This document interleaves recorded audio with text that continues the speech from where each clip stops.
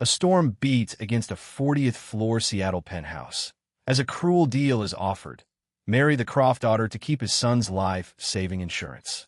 Derek Albright, a broke single dad struggling with his son's medical bills, faces the biggest choice of his life. But Richard Croft ruins everything with harsh insults about his skin color and his grass-cutting job. Derek refuses to sell his pride, starting an unfair war between a black worker and a giant company. He starts a search for the truth, hacking into hidden material test files from years ago. Will unexpected help from Clara help Derek beat Richard's tricky legal traps and save his son? Minutes after that answer, Derek rode the elevator down alone. Rain streaked the glass in long silver lines. His reflection looked tired, but his spine stayed straight. By the time the doors opened on the ground floor, the penthouse felt like a fever dream already fading. Outside, Seattle soaked under a heavy gray sky. Derek pulled his jacket tight and walked 3 blocks to the bus stop. His boots squished with every step. Water had crept in through a crack near the sole. His apartment sat above a laundromat in a building that smelled like mildew and bleach. 43 square feet of kitchen, 1 bedroom, a mattress on the floor for himself, and a real bed for Toby. Downstairs, the dryers thumped in a slow, steady rhythm through the thin floorboards. It never fully stopped, not even at midnight. Derek had learned to sleep through it years ago. The hallway light outside his door flickered every few seconds, buzzing faintly. Water stains spread across the ceiling like old brown continents. None of that mattered much once he stepped inside and saw his son. Toby was 8 years old and small for his age. He had his mother's eyes and Derek's stubborn chin. Right now, he lay curled on the couch, a damp cloth pressed to his gums. Blood kept seeping through the gauze. Toby had a rare clotting disorder, one that turned small cuts into slow emergencies. His body could not stop what most bodies stopped on their own. Derek knelt beside him and dabbed gently. His hands did not shake, even though his chest felt tight and small. He had learned long ago not to let his face show fear in front of his son. The cloth smelled faintly of the lavender detergent his late wife used to buy. He kept a bottle of it, even now, even though the price felt reckless. Some habits held more weight than sense. Rain tapped the window in an uneven rhythm, sometimes soft, sometimes sharp. A police siren rose and fell somewhere far below. Derek barely noticed it anymore. The city's noise had become just another heartbeat. "Does it hurt, buddy?" he asked, his voice low and even. Toby shook his head, then winced. "Just weird," he mumbled. "Like my mouth is full of pennies." Derek almost smiled. Almost. He set the boy up with a fresh cloth and walked to the kitchen table. There, in neat stacks, sat every dollar he had left. $143.17. He counted it twice, just to be sure. The electric bill alone had taken $61 that week. Toby's next enzyme infusion cost $15,040. It was due on the 5th of next month. Derek stared at the small pile of bills like it might multiply if he stared hard enough. It did not. He worked as the groundskeeper on the old Croft family estate, a job that paid enough for rent and little else. The insurance that covered Toby's treatment came from that job through a special arrangement made years ago. Without it, his son's medicine became a fantasy. Every morning, he drove a rusted pickup truck through the estate's iron gates. He mowed the wide lawns, trimmed hedges shaped like animals, and hauled bags of mulch under the sun. The work left his back sore and his hands calloused. Most days, nobody at the estate spoke to him at all. He was invisible in his gray uniform, a shape moving quietly through their world of marble and glass. That invisibility had once felt like safety. Lately, it felt like something closer to erasure. Derek pressed his palms against his eyes and breathed. Somewhere outside, a siren wailed and faded. The refrigerator hummed its tired, uneven hum. He thought about the man he used to be before all of this. 5 years ago, Derek had been an aerospace materials engineer. He tested metal for airplane parts, made sure nothing failed at 30,000 feet, Then an explosion at a manufacturing plant changed everything, and the blame landed on him. He never got the chance to defend himself properly. The company he worked for buried the investigation fast. His name became mud in an industry that did not forgive mistakes, especially ones pinned on a black engineer with no powerful friends. He remembered the smell of scorched metal from that day, sharp and chemical in his throat. Alarms had screamed through the plant for 11 straight minutes. 3 workers were hurt, and 1 nearly died. Investigators never asked him the right questions. They found a signature on an old inspection form, one that looked like his, but was not. By the time he understood what happened, his career was already ash. So he mowed lawns now. He trimmed hedges and hauled mulch for people who barely looked at him. It paid the bills most months. It did not pay for miracles. He glanced at Toby, asleep now, breathing slow and even. Derek made a silent promise, the same one he made every night. Whatever it took, his son would live to grow up. The next morning arrived gray and slow. At exactly 10:47, someone knocked hard on his door. A courier stood there, holding a thick envelope stamped with the Croft Industries seal. Derek's stomach dropped before he even opened it. Inside was a termination letter, effective immediately. His groundskeeper contract was over, and with it, Toby's insurance. The letter was signed by Richard Croft. Derek read it twice, his jaw tightening with every word. His knuckles turned pale around the paper's edge. This was not a mistake. This was revenge, sharp and deliberate. His phone buzzed a second later. An unknown number sent a strange text. It read, "They don't just want you gone. They want to bury what happened in 2018. Find file NX 909. Derek stared at the screen for a long moment. Who would send this? And why now, after 5 years of silence about that old explosion? He set the phone down slowly, like it might burn him. Something bigger was moving here, something tangled up with his past. He did not know how deep it went yet. That evening, he sat by Toby's bed and turned the wedding ring on his finger. It was thin, worn silver, a gift from his late wife. The metal had gone soft and dull with years of touch. He thought about pawning it. A few $100s could buy some breathing room. His thumb rubbed the ring's edge, feeling every small scratch. No, not yet. He slid it back, into place, and closed his eyes. The next day, desperation pushed him to call Richard Croft directly. He begged, quietly, for his job back, even without pay. He just needed the insurance restored for his son. Richard's laugh crackled through the phone like static. "The help should know their place," he said. "In the mud, where you belong." Then the line went dead. Derek sat with the phone still pressed to his ear, listening to nothing. His face stayed still, but something inside him cracked just slightly. He thought of Toby's blood-soaked gauze and felt his throat close. 2 days later, a stranger reached out. Arthur Vance, the family lawyer for the dying tycoon Franklin Croft, asked to meet in private. He picked a small diner near the docks, one that smelled like fish and diesel fuel. Derek arrived early and sat in the back booth. Fog rolled off the water outside, thick and gray. A foghorn moaned somewhere in the distance, low and mournful. Arthur Vance was 71, with silver hair and tired, careful eyes. He slid into the booth and placed a small copper-colored USB drive on the table. Next to it, he set a folded letter. A waitress dropped off 2 cups of coffee, steam curling upward between them. Arthur wrapped his fingers around his cup, but did not drink. His eyes kept flicking toward the diner's front window, watching the parking lot. "We don't have long," he said quietly. His voice dropped even lower, barely rising above the clatter of dishes. "Richard has people watching Franklin's old contacts. That includes me. Franklin wanted you to have this," Arthur said quietly. His voice had the gravel of a man who had kept secrets for decades. "He knows what happened to you in 2018. Derek's hand hovered over the letter, unsure.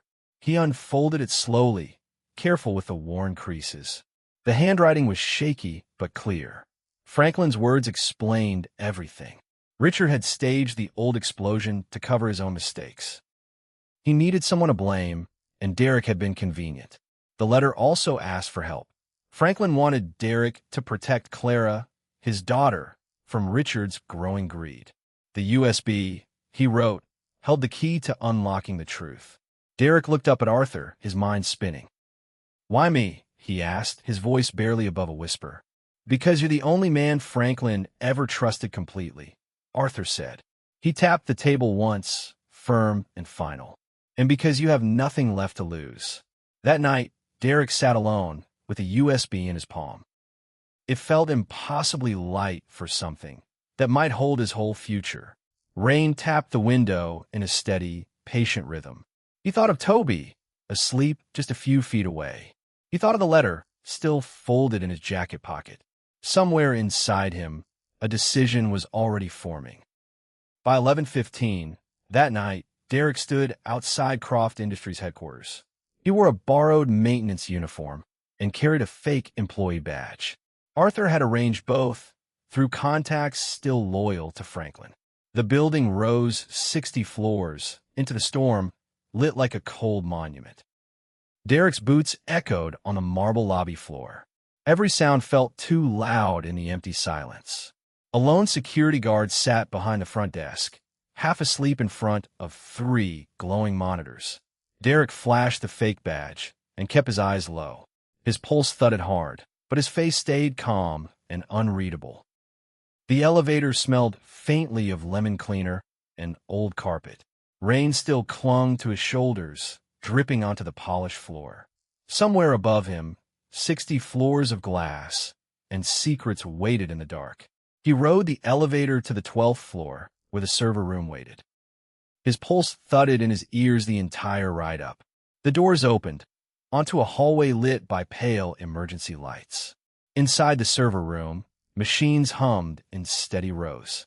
Derek plugged the USB into an open port, his hand surprisingly steady. A progress bar crawled slowly across the screen. Then a light on the security panel blinked red. Somewhere down the hall, footsteps started moving closer. A guard was doing his rounds, right on schedule. Derek's chest tightened. He had seconds, maybe less, before the door opened. He reached for the USB, ready to yank it free and run. A hand suddenly clamped over his mouth from behind. He froze, heart slamming against his ribs. The hand was soft but firm. A voice whispered close to his ear, barely audible. "Don't move. I can fix this." Clara Croft stepped into view, her eyes sharp and calm despite the danger. She tapped a code into the panel, and the red light turned back to green. The footsteps in the hallway faded away. She wore a plain black coat, nothing like the designer dresses the tabloids loved to photograph. Her hair was pulled back tight, damp at the edges from the rain outside. Up close, she looked exhausted, like someone who had not slept in days. Her fingers still trembled slightly from the risk she had just taken. She tucked a loose strand of hair behind her ear, buying herself a second to breathe. Derek recognized that look. It was the look of someone finally choosing a side. "You're Derek Albright," she said, studying his face carefully. "My father talks about you more than he talks about me." There was no bitterness in her voice, only tired honesty. Derek stared at her, stunned. "You sent the text," he said slowly. It was not a question. Clara nodded once. "I've been watching my brother for months," she said. "He's hiding something much bigger than one bad decision." Together, they finished downloading the file labeled NX 909. It contained old engineering reports buried deep in the company's private servers. What they found made Derek's stomach turn. Richard had approved a batch of cheap turbine blades years ago, pocketing $45 million in savings. Those same blades had shattered during testing, causing the explosion that ruined Derek's career. Richard had known the risk and chosen the money anyway. Clara's hands trembled slightly as she scrolled through the evidence. "He let people believe you were careless," she whispered. "He let an innocent man take the fall." Derek said nothing for a long moment. His jaw worked silently, muscles tight beneath the skin. 5 years of quiet shame suddenly made a different kind of sense. A server fan whirred nearby, the only sound in the cold room. Clara glanced at the door every few seconds, her breathing shallow and quick. Derek's mind raced through everything Richard had taken from him. They copied everything onto a second drive, hands moving fast now. Tom was not on their side anymore. Somewhere above them, Richard was already planning his next move. What neither of them knew, yet, was how far Richard would go to bury this evidence for good.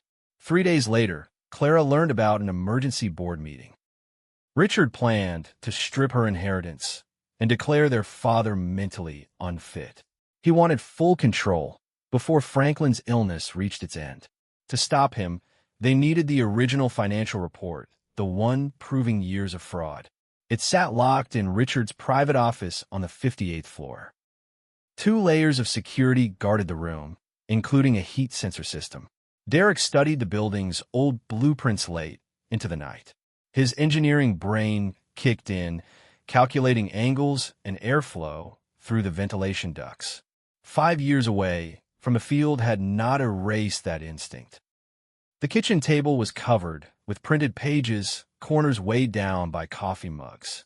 Toby slept quietly in the next room, his breathing steady for once. Derek worked by a single lamp, pencil scratching against paper. He traced the duct system floor by floor, marking each junction with a small circle. Every few minutes, he stopped to check on Toby, just to be sure. The house stayed quiet except for the scratch of pencil and rain.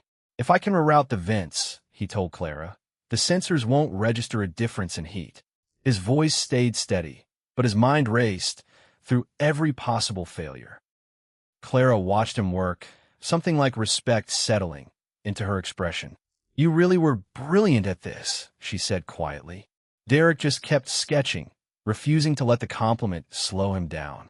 They met again 2 nights later in an empty parking garage, engine off, headlights dark. Rain drummed steady on the roof of her car. Clara passed him a printed floor plan, corners already soft from folding. "Maintenance shuts the east wing down every Saturday," she explained. 2 hours, no cameras in the vents. Derek traced the route with his finger, memorizing every turn before he spoke again. That weekend, under cover of a maintenance shutdown, Derek crawled through narrow ducts toward Richard's office. Dust coated his throat with every breath.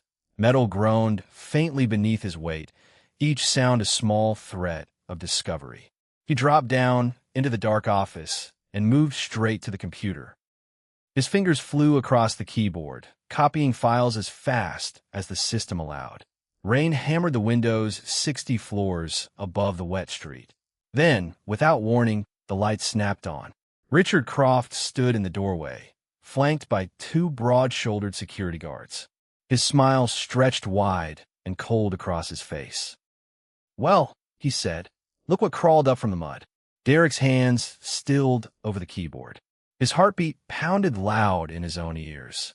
There was nowhere left to run in that small, bright room. One guard yanked him backward and threw him to the floor. The other kicked the chair aside with a sharp, splintering crack. Derek tasted copper as his lips split against his teeth. A fist caught his ribs, driving the air from his lungs. He curled instinctively, forearms shielding his head from the next blow. The thick office carpet did nothing to soften the impact of his knees. His ears rang with a high, thin whine. Somewhere far off, he heard Richard's shoes crossing the floor toward him. The expensive leather soles clicked slow and unhurried, like he had all the time in the world. Richard crouched down slowly, savoring the moment. The scent of his expensive cologne mixed with the metallic smell of blood. "Sign this," he said, dropping a paper onto the carpet. "Confess to theft and disappear from Seattle tonight." Derek stared at the paper without touching it.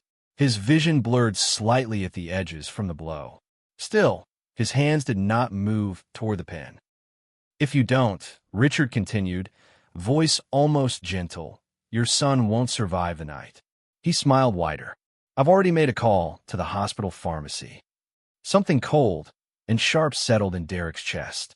He thought of Toby's small hands, of the gauze, of every quiet promise made in the dark.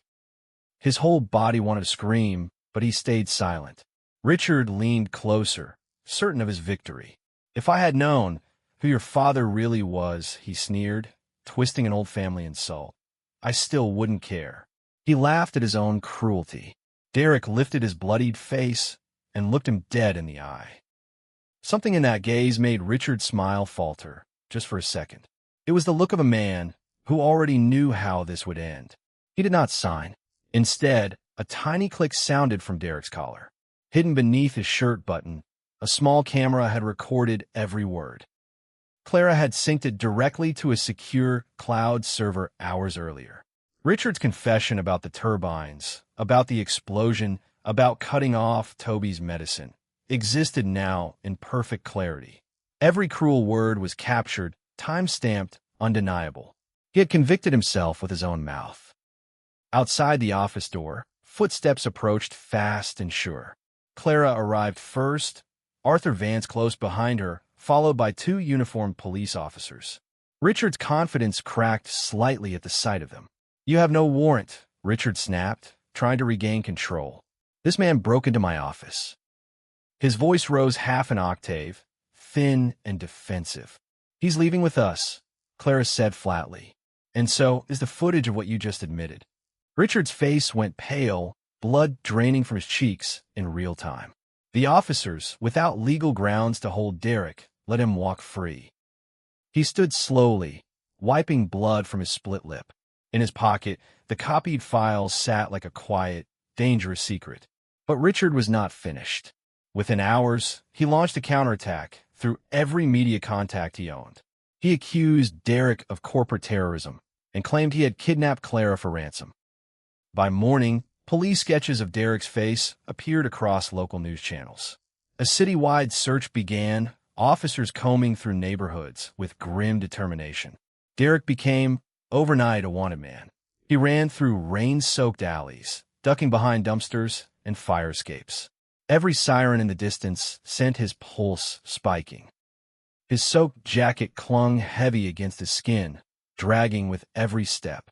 His lungs burned, with each breath sharp and cold. Water splashed up from broken puddles, soaking through his boots again. Somewhere behind him, a patrol car's headlights swept across a brick wall.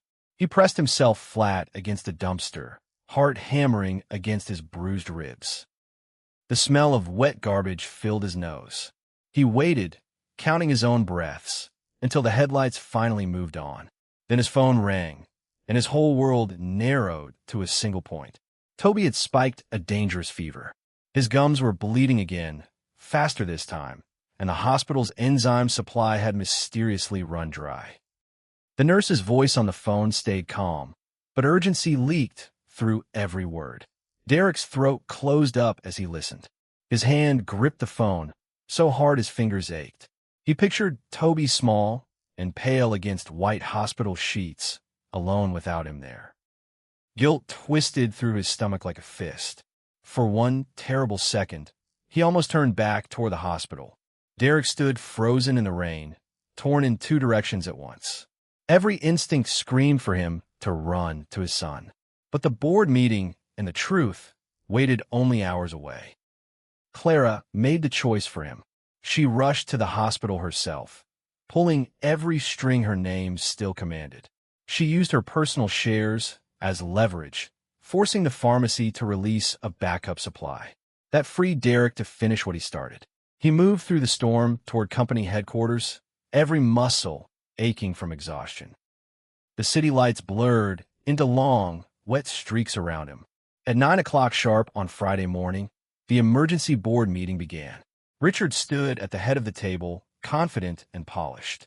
He was seconds away from signing control of the entire company. Then the doors burst open. Derek walked in soaked to the bone, his face still marked with fading bruises. Every board member turned, stunned into silence. Somewhere, a heater ticked quietly, the only sound in the frozen room. Nobody moved. Nobody breathed. A pen rolled off the polished table and clattered to the floor, impossibly loud in the stillness. Derek walked forward, each step deliberate on the marble tile. Water dripped steadily from his sleeve, forming a small dark pool. He set his bag down without a single word. Richard's mouth opened first in anger, then confusion. "Security," he barked, pointing sharply toward the intruder. Nobody in the room moved to obey him. Derek connected a small device to the conference room projector, hands steady despite everything. The screen flickered once, then filled with Richard's own recorded voice. His confession echoed clearly through the silent room. Board members watched, faces pale, as Richard admitted to approving faulty turbine parts. They heard him brag about the money, about framing an innocent engineer. They heard him threaten a dying child's medicine, without a trace of guilt. Richard's face drained of color, then flushed a deep, furious red. His hands shook visibly as he reached for his phone, some desperate instinct to escape. It was already too late. Federal agents stepped through the doorway before he could finish dialing. Handcuffs clicked shut around his wrists in front of the entire board. Not one person in that room offered him sympathy. Richard's voice cracked as he shouted about lawyers and appeals. Nobody answered him. His own board members turned their faces away, unwilling to meet his eyes. Clara stepped forward and stood beside Derek, steady and calm. Arthur Vance placed a gentle hand on Derek's shoulder, saying nothing at all. Some moments needed no words to carry their weight. 2 weeks passed before the city finally dried out. Sunlight broke through Seattle's clouds for the first time in what felt like months. Warm light spilled through the hospital window onto Toby's bed. Toby sat up on his own now, color back in his cheeks. He stacked small wooden blocks with steady, careful hands. The bleeding had stopped completely, his body finally given the medicine it needed. Derek sat beside him, watching with quiet, overwhelming relief. He had turned down millions of dollars offered by Croft Industries as compensation. He refused any deal that looked like payment for silence, or worse, an arranged marriage bought with money. "My honor isn't for sale," he told the new board plainly. Under Clara's leadership, they responded with something better than money. They offered him a real position, built on respect instead of pity. He became the company's new director of material safety, a title that fit the man he always was. His salary reflected his skill, not their guilt. Toby's medical coverage was funded permanently through a charity named after Franklin's late wife. On a clear afternoon, Derek walked with Toby along the Seattle waterfront. Gulls called overhead, and the air smelled like salt and fresh rain. Toby laughed at something small, his voice bright and easy. Clara joined them near the pier, no longer dressed like company royalty. She wore simple clothes, her smile relaxed and real. She fell into step beside them like she belonged there. Nobody spoke about contracts or arrangements anymore. What grew between Derek and Clara now came from something else entirely, something earned through fire and truth.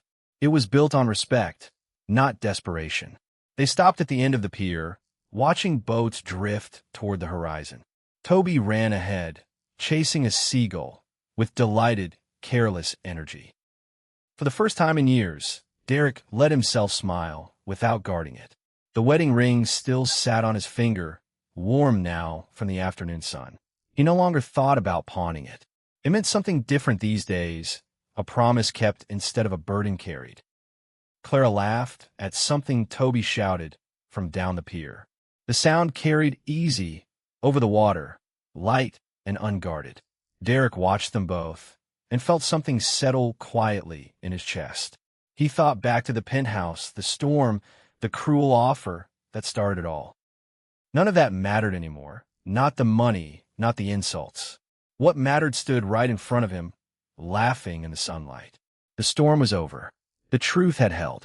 And for the first time in years, Derek Albright felt completely, quietly free. The storm that once shattered his world had finally passed. What remained was steadier, stronger, and entirely his own. His son was safe, his name was clean, and his future finally belonged to him.